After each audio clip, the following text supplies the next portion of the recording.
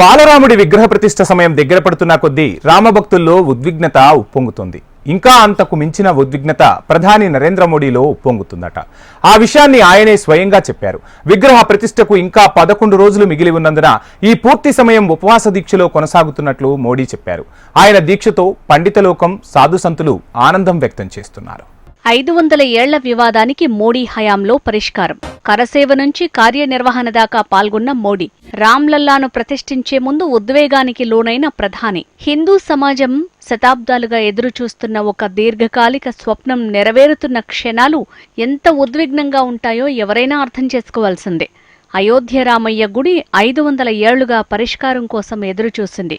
77 సార్లు హిందూ సమాజం రామాలయం కోసం పోరాడిందని చరిత్రకారులు చెప్తున్నారు. రామాలయాన్ని సాధించుకునేందుకు 4 లక్షలకు పైగా రామభక్తులు ప్రాణాలు కోల్పోయారట. అంతేకాదు, ప్రపంచంలోనే ఇన్నేళ్లుగా ఒక బాధ్యతాయుతమైన పరిష్కారం వాయిదా పడుతూ వచ్చిన కేసు ఏదైనా ఉంది అంటే అది ఒక్క రామాలయమే అంటున్నారు చరిత్రకారులు. అయితే మన దేశంలో రామాలయం మాత్రమే కాదు, ఇలాంటి వివాదాస్పద కట్టడాలు కాశీ, మధుర వంటి ప్రఖ్యాతమైన చోట్లనే కాక ఇంకా వేలాదిగా ఉన్నాయంటే అతిశయోక్తి కాదు.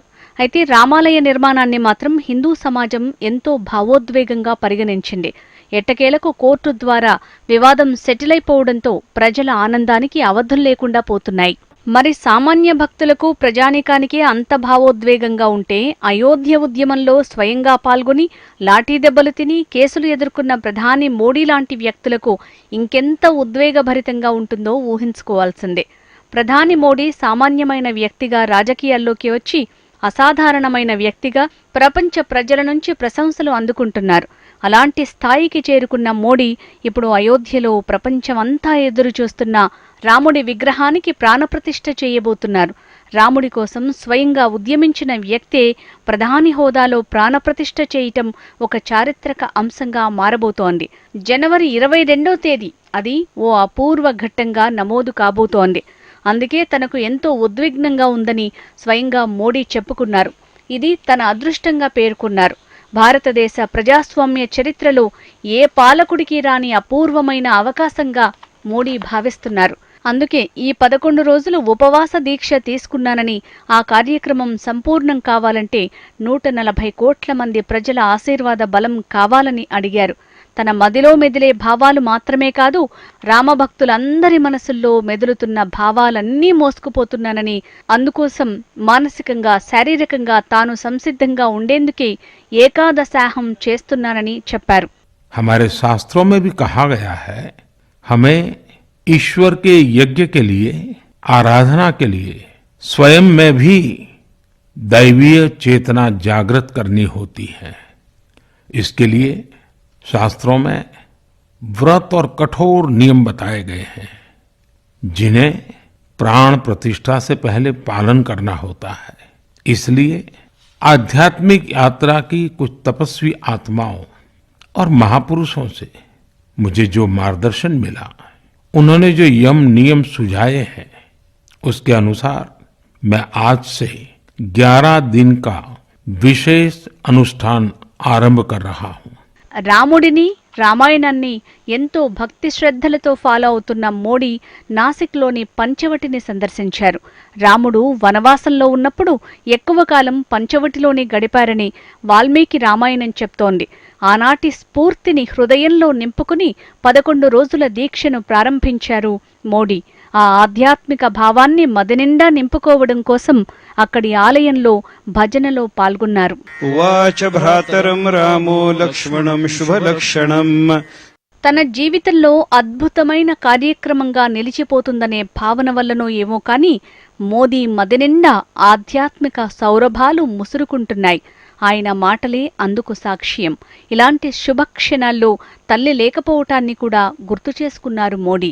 జనవరి 12 వివేకానంద జయంతి మాత్రమే కాదు, హిందూ హృదయ సామ్రాట్గా పేరుగడించిన ఛత్రపతి శివాజీ మహారాజ్ తల్లి జిజాబాయి కూడా ఈ రోజే జన్మించిందని గుర్తు చేసుకున్నారు.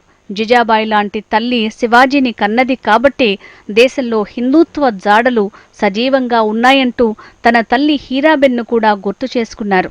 జీవితాంతం తల్లి రామనామ స్మరణలోనే గడిపిందని చెప్పుకున్నారు. ఆమె కోరుకున్నట్టుగా తన చేతుల మీదుగా రాముడి విగ్రహం ప్రాణప్రతిష్ఠకు నోచుకోబోతున్నందుకు గొప్పగా ఫీల్ అవుతున్నారు మోడీ. और साथियों, जब मैं माता जिजाबाई का पुण्य स्मरण कर रहा हूं तो सहज रूप से मुझे अपनी मां की याद आना बहुत स्वाभाविक है. मेरी मां जीवन के अंत तक माला जपते हुए सीताराम का ही नाम भजा करती थी. साथियों, प्राण प्रतिष्ठा की मंगल घड़ी, चराचर सृष्टि का वो चैतन्य पल, आध्यात्मिक अनुभूति का वो अवसर, गर्भगृह में उस पल क्या कुछ नहीं होगा. साथियों, शरीर के रूप में तो मैं उस पवित्र पल का साक्षी बनूंगा ही, लेकिन मेरे मन में, मेरे हृदय के हर स्पंदन में 140 करोड़ भारतीय मेरे साथ होंगे. आप मेरे साथ होंगे. ఇక మోడీ 11 రోజుల దీక్షకు పూనుకోవడంతో అటు అయోధ్య అర్చకులు, ఇతర మఠాల స్వామీజీలు ఎంతో ఆనందం వ్యక్తం చేస్తున్నారు. ఇలాంటి కార్యక్రమాలు జరుగుతున్నప్పుడు, అందులోనూ మోడీ స్వయంగా పాల్గొంటున్నప్పుడు ఎలా మసులుకోవాలో ప్రధానికి బాగా తెలుసునని, ఆయనకు మరొకరు చెప్పాల్సిన అవసరం లేదని అయోధ్య ప్రధాన అర్చకుడు సత్యేంద్ర దాస్ అంటున్నారు. बहुत अच्छी बात है, क्योंकि यहाँ के मुख्य यजमान हैं. इसमें पूजा पाठ और अनुष्ठान और व्रत रहना ही बहुत जरूरी होता है यजमान के लिए, और वो सारी नियम को जानते हैं, इसलिए प्रधानमंत्री व्रत कर रहे हैं.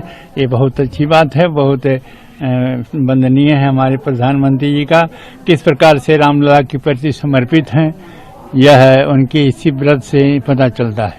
మోడీ తన 10 నిమిషాల ఆడియో టేప్ను ఎక్స్ అకౌంట్లో పోస్ట్ చేశాక నెటిజన్లు గతంలో మోడీ పాల్గొన్న అయోధ్య ఉద్యమ ఫోటోలను, వీడియోలను, మోడీ ఇచ్చిన నినాదాల వీడియోలను సోషల్ మీడియాలో పోస్ట్ చేస్తున్నారు.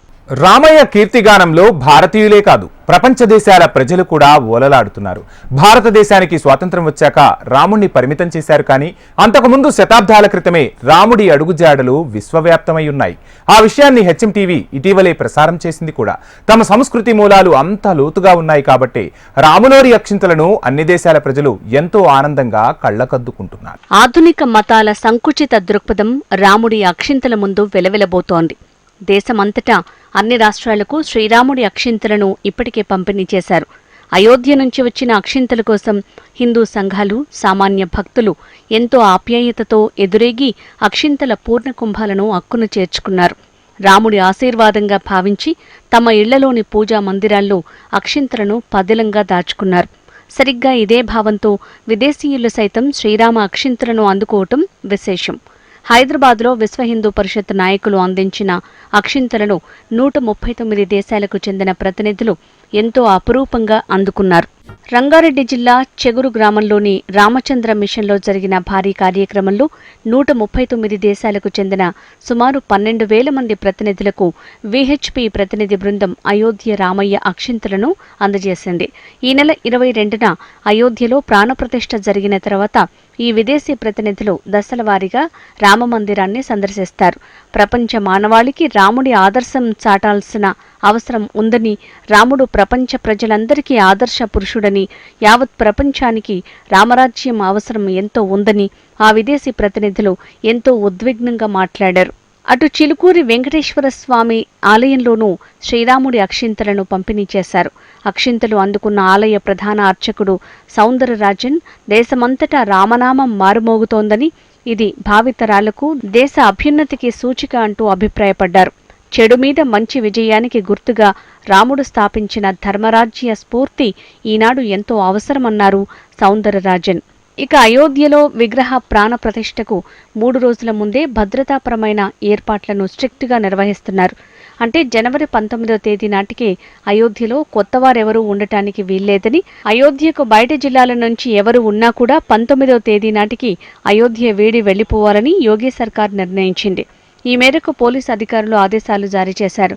ట్రాఫిక్ను క్రమబద్ధీకరించడం, భద్రతా పరంగా కట్టుదిట్టమైన ఏర్పాట్లు చేయటమే లక్ష్యంగా 3 రోజుల ముందే అయోధ్య పరిసరాలను పోలీసులు స్వాధీనం చేసుకుంటున్నారు.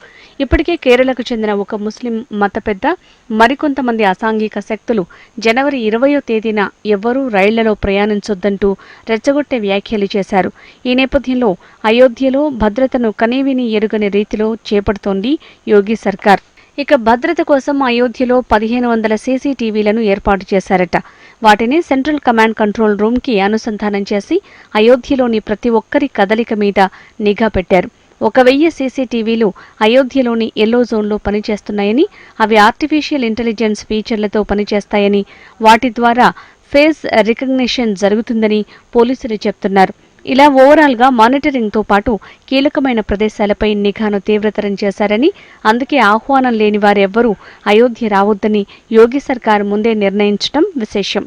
అయోధ్యకు ఎవరు రావాలనుకున్నా 22వ తేదీ తర్వాతనే రావాలని, ఇప్పుడు మాత్రం తాము ఆహ్వానించిన వారు మాత్రమే రావాలని పదే పదే చెప్తున్నారు. 16వ తేదీ నుంచే విగ్రహ ప్రతిష్టాపన కార్యక్రమాలు ప్రారంభమవుతున్నాయి.